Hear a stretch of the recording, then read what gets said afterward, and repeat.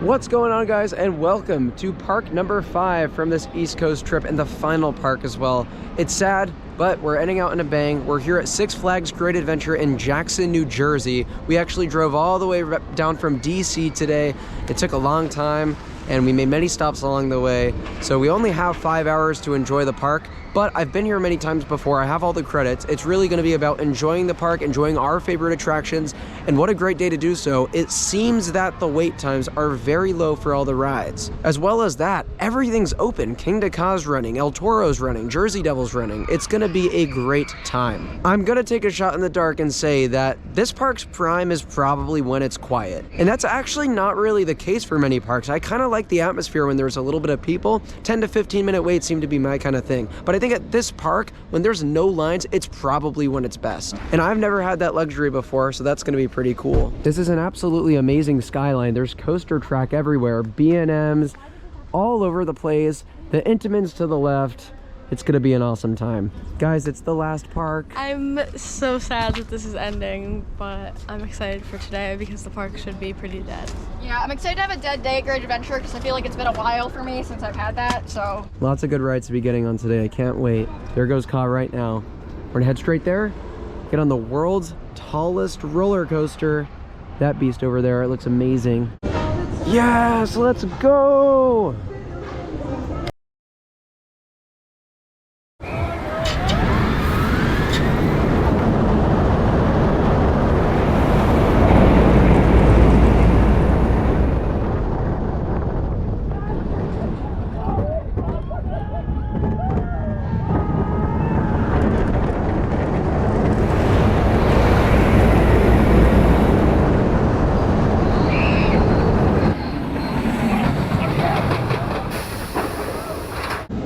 It's like comical how underrated Kingda Ka is for being the tallest coaster in the world. You'd think more people in the enthusiast community would be raving about that ride, but no, it's phenomenal. It's one of the best experiences on a coaster in the world. And by the way, we did it in the front. I don't ride Kingda Ka anywhere but the front. And in the front, that is probably one of the best experiences ever of my life. It is so good. That launch is the best element currently operating on a coaster since the one on Top Thrill Dragster was removed. And I'm actually really upset after riding that. The whole Top Thrill 2 thing, I can't get behind it. Like, that launch is so phenomenal. I'm gonna deeply miss it on Top Thrill Dragster. Man, that's just insane. It's like, so much. I can't. Like, my face is literally. You said my face looked super funny. Your face I've been was a fan of this ride since I was like 8 years old, and it just never gets old. I love it so much. It's like one of the most underrated coasters in the world. Right, it's so surprising. It's so good. Why wouldn't more people be raving about that? No one talks about it either. It's so I hope people weird. appreciate it now that fucking. I hope that because the dragster's gone in its original form and that launch is no more, that people actually appreciate Kingda Ka for what it is, because it's phenomenal. It's incredible. I think I have that just outside my top 10, and that's saying something. I have 700 something coaster credits.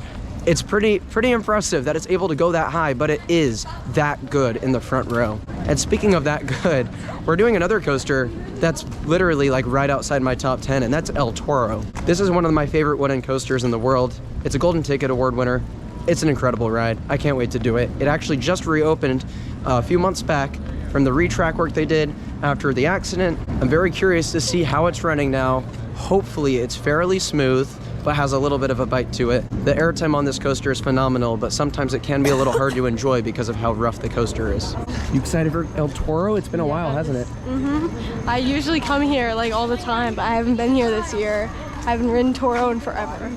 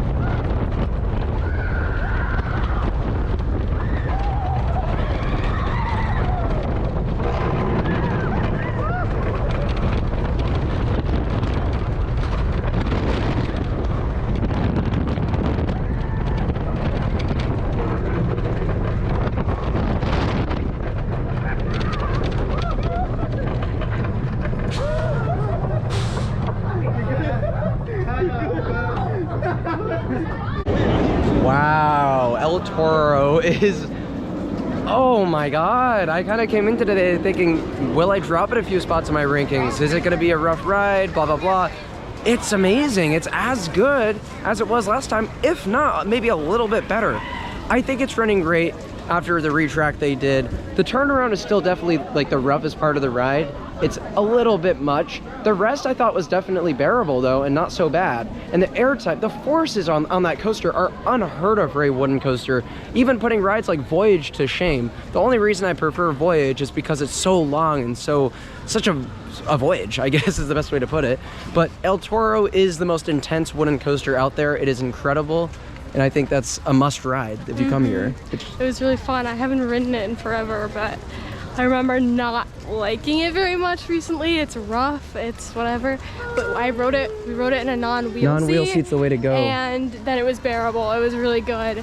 And the airtime, especially on the drop, insane. Yeah, that first drop has to be one of the best. The first two camelbacks are some of the best airtime as well. And then that rolling thunder hill at the end is incredible. That's the name of the element I was trying to think of. You like it? That's my favorite part of the ride. Yeah, I can understand why. It's incredible. And I also think the last, the S-bends at the very end are very underrated. Yeah, like, they're really intense. I literally grayed out both times. Yeah, that has to be the most intense Woody. That is so crazy. So overall, El Toro absolutely delivered this visit, and I'm really happy to say it did. Kudos to Six Flags Great Adventure for their effort to reopen that coaster, because it really has been a pain these past few years. All right, up next is going to be Nitro. This is the park's B&M Hyper coaster, and it's going to be interesting to do this because yesterday we did Apollo's Chariot, which is actually my least favorite B&M Hyper. It was also the original, but I want to see how that compares to something like Nitro.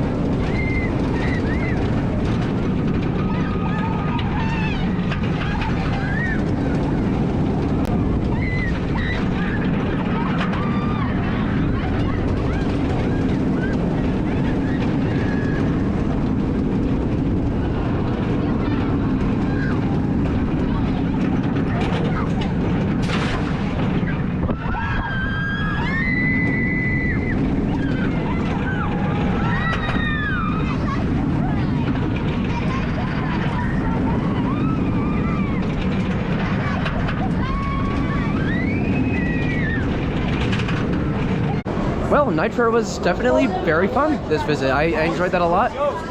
Personally, I would take that far over Apollo's Chariot, but I would take Candemonium a little bit over this. So it's definitely not one of the better B&M Hypers, but it's also definitely not one of the weakest B&M Hypers.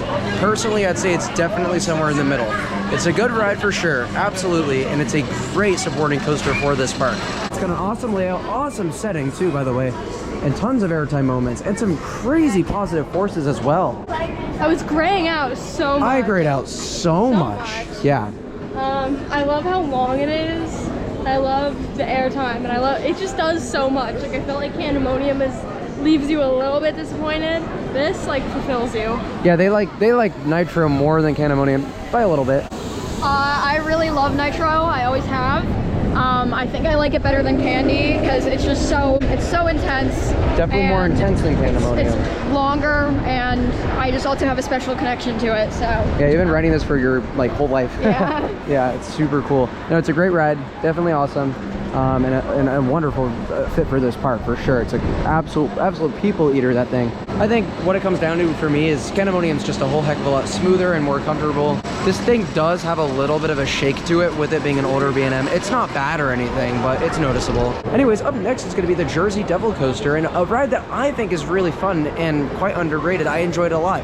And it's very similar to Wonder Woman at my home Six Flags park, Magic Mountain. And it's a great ride there. It's a great ride here. Obviously, it's not one of the better RMCs or anything, but it's a fun ride, and I don't think it deserves a lot of the criticism it gets. It's not as crazy as the original Raptors, but it's a fun ride. You ready for the devil? I am so ready for the devil. The devil. Ah!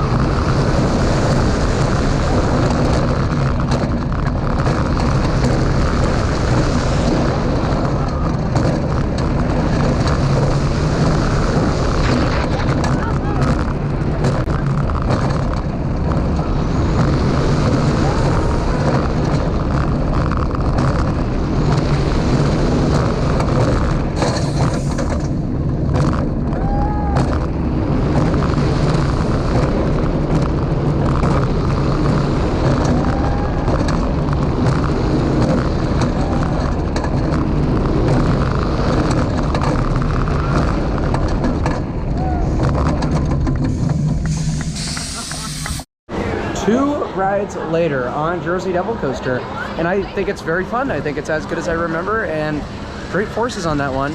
I do want to say I'm skeptical on how that's going to age. It already isn't the smoothest, and it's only been open like 2 years, and it's not going to age well. I mean, I think in 5 years they're going to have to do something about that, like retrack it or something. Fiesta Texas is already making like crazy improvements to Wonder Woman because it's getting too shaky. Makes me wonder about the longevity of those Raptors. Will they even relocate Railblazer when California's Great America closes inevitably? I don't know. Like, we'll have to wait and see about that. Nevertheless, I really like it. You didn't like it so much. I didn't like it. I couldn't even ride it twice. I only rode it once because, like, literally every time I've ever ridden that, it just shakes me up and gives me a headache. It is definitely shaky. And it's uncomfortable. Like, the seats. Oh, the restraints suck. There's absolutely no sugarcoating it. So the trains are horrible. Why would I ride it again? I heard that the Intamin single rail in Australia is a rougher ride, but it has better trains. I wish we could have the intensity of the RMC Raptor with the Intamin single rail trains. Obviously, I haven't done that one in Australia yet, but I'd imagine that would be a pretty awesome ride. Yeah, I didn't hate it as much as Sam, but it definitely is like really shaky and does make me worried about the future. But I didn't get a headache from it or anything, and the forces are still pretty nice, so yeah, it's all right. I, for one, think it's the 3rd place in the park. I would still personally take it a little bit over Nitro. Not by far or anything, but just a little bit. No. She loves Nitro. She's like the biggest Nitro fangirl, so it's hard to argue her for that. Next up is going to be a food break, and then on to the next few rides.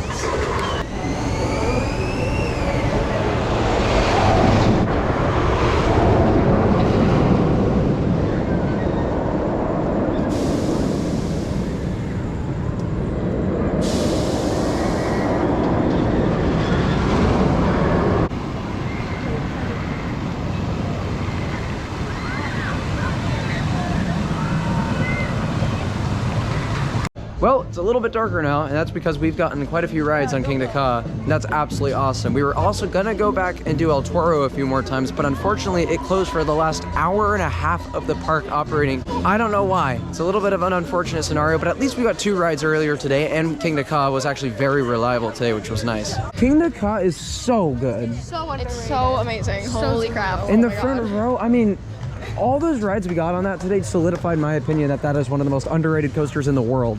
How ironic is it? Because that's the tallest coaster in the world. Yeah. No one talks about it. No, plenty of people talk about it. No, plenty of people talk about it. Yeah, but they talk about it. They compare it to Dragster.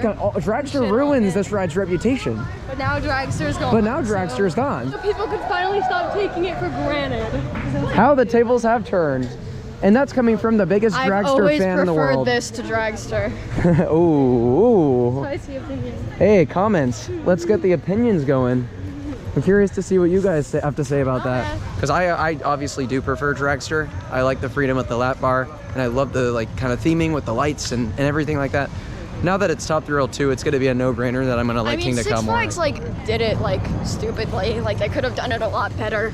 in terms of like theming and presentation. I think presentation was a flop because the bamboo is all blocking the launch. You could come here and you would never know that's the tallest roller coaster in the world. They do a terrible job advertising. You would never know Zoom Shout out is the tallest drop tower in the world. Shout out National Coasters. We had this big discussion in the car. We're all so mad about it. Yeah, Josiah agrees. They do a terrible job advertising this ride here, as well as many rides here. Zumanjaro is the tallest drop tower in the world. By the way, did that off camera. It was awesome. And you would never know. It was so good. You would never know.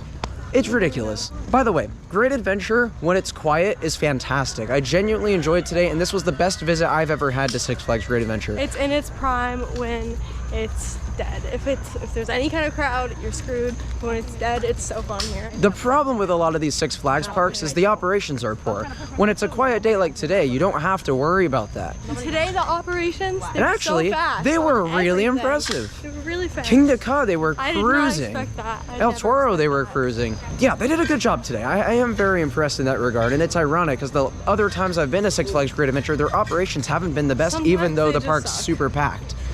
So yeah, I don't know what the deal is there, but nevertheless, if you have the chance to come on a quieter day, whatever that may be, if you can somehow predict that, then definitely take that offer, because this park was really wonderful in these conditions, and I genuinely had a great time. It was an awesome last park, and I look forward to the next time I come here. That's the trip. That's it. It's over. That's it. That's all, folks. You stole my joke. It was real. It was awesome. It was so real. All the parks we went to were amazing. What's the give me like a best coaster of the trip right now? Best experience of the trip. Kingda Ka, Pantheon, Wildcats are in the rain. Wildcats are banned in the rain, and I asked for one. And Kingda Ka. I asked for one. I don't know. Everything was really good. I-305 for me was the #1 experience of the trip. However, Kingda Ka in the front was also fantastic. I'm excited to rest. I've been in Europe for 2 weeks. I took a 5-day rest, and then I came to the East Coast. I've actually been on the East Coast for 2 weeks, even though the coaster segment of the trip has only been a few days long. So I've been everywhere. I am very tired. Me too.